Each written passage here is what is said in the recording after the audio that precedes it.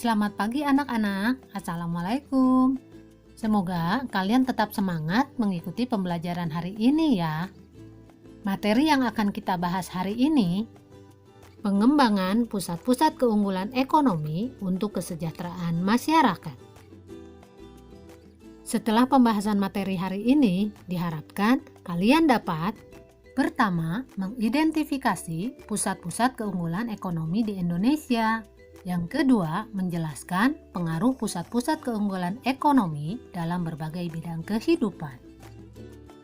Indonesia mempunyai banyak keunggulan dalam bidang ekonomi.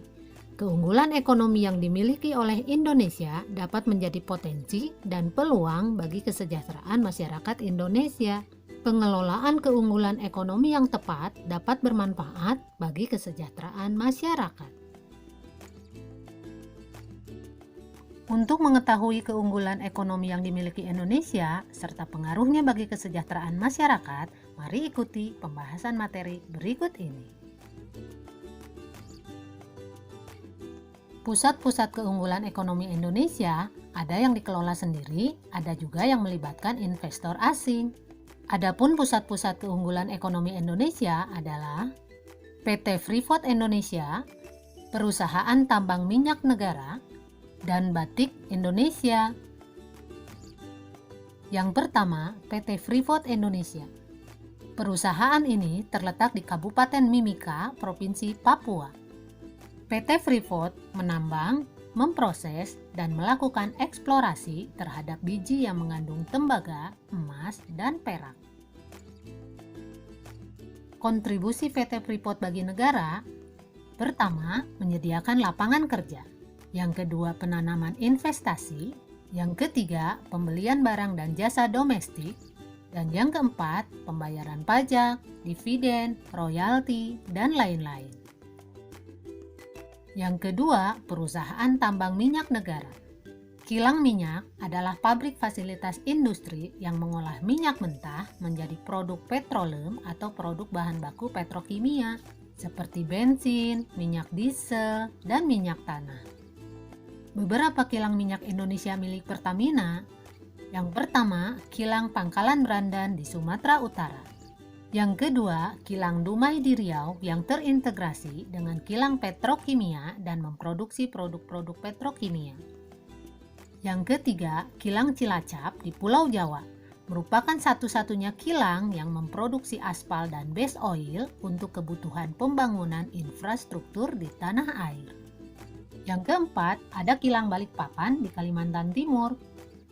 Tugas kilang minyak Balikpapan mengolah minyak mentah menjadi produk-produk yang siap dipasarkan, yaitu BBM dan non-BBM. Yang kelima, kilang Kasim di Desa Malaban, Kecamatan Seget, Kabupaten Sorong, Papua.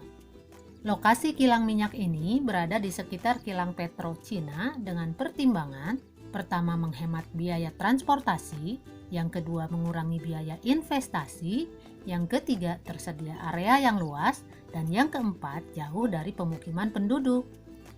Selanjutnya yang keenam, kilang Balongan Indramayu di Jawa Barat.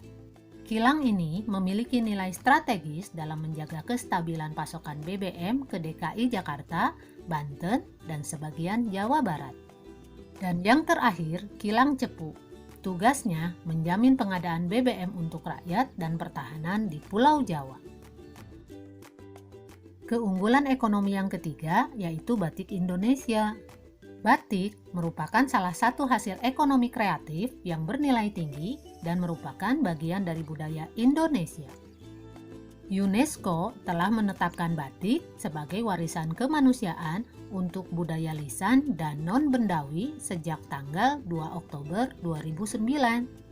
Dilihat dari teknis pembuatannya, batik dibagi menjadi 3. Yang pertama, batik tulis. Merupakan kain yang dihias dengan tekstur dan corak batik yang menggunakan tangan. Satu kain batik dapat dihasilkan dengan waktu kurang lebih 2-3 bulan. Yang kedua, batik cap. Merupakan kain yang dihias dengan tekstur dan corak batik yang dibentuk dengan cap. Butuh waktu 2-3 hari untuk pembuatan batik ini. Dan yang ketiga, batik lukis. merupakan proses pembuatan batik dengan cara melukis pada kain putih. Pewarnaan pada batik lukis biasanya menggunakan serat-serat alami. Pusat keunggulan ekonomi di Indonesia berpengaruh besar dalam berbagai bidang kehidupan. Pengaruh yang ditimbulkan tersebut dapat bersifat positif dan negatif. Pengaruh yang pertama yaitu migrasi penduduk. Pusat keunggulan ekonomi yang ada di Indonesia dapat berpengaruh terhadap perpindahan penduduk atau migrasi. Penduduk akan melakukan perpindahan ke wilayah yang mendekati pusat keunggulan tersebut. Sebagai contoh, keberadaan PT Freeport mempengaruhi kehidupan dan migrasi penduduk di Papua. Sebelum tahun 1967, wilayah Timika adalah hutan belantara. Pada awal PT Freeport beroperasi, penduduk mulai masuk ke wilayah sekitar tambang sehingga pertumbuhan penduduk di Timika meningkat. Pengaruh yang kedua yaitu transportasi. Mobilitas penduduk tidak dapat dilakukan tanpa adanya sarana dan prasarana transportasi yang memadai. Untuk mendukung mobilitas penduduk antar negara, pemerintah membangun sarana transportasi darat, laut, dan udara. Pengaruh yang ketiga yaitu bermunculan lembaga sosial ekonomi.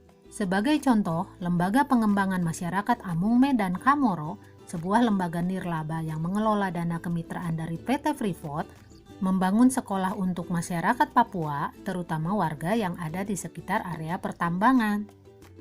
Pengaruh selanjutnya yaitu meningkatnya kualitas pendidikan. Keunggulan pusat-pusat ekonomi membutuhkan tenaga-tenaga ahli dan terampil, sehingga setiap negara berusaha meningkatkan kualitas pendidikannya agar menghasilkan sumber daya manusia yang kreatif, inovatif, dan mampu bersaing di tingkat internasional. Pengaruh yang terakhir yaitu terbukanya lapangan pekerjaan dan kesempatan kerja bagi masyarakat. Dengan tumbuhnya pusat-pusat keunggulan ekonomi, maka berdampak bertambahnya produksi barang dalam negeri sehingga berakibat pada bertambahnya kebutuhan tenaga kerja yang akan memperluas lapangan kerja. Nah anak-anak, itulah pusat-pusat keunggulan ekonomi yang dimiliki oleh Indonesia yang dapat menjadi potensi dan peluang bagi kesejahteraan masyarakat Indonesia. Sampai di sini dulu pembahasan materi kita kali ini. Kita akan bertemu lagi pada pembahasan materi-materi selanjutnya. Wassalamualaikum warahmatullahi wabarakatuh.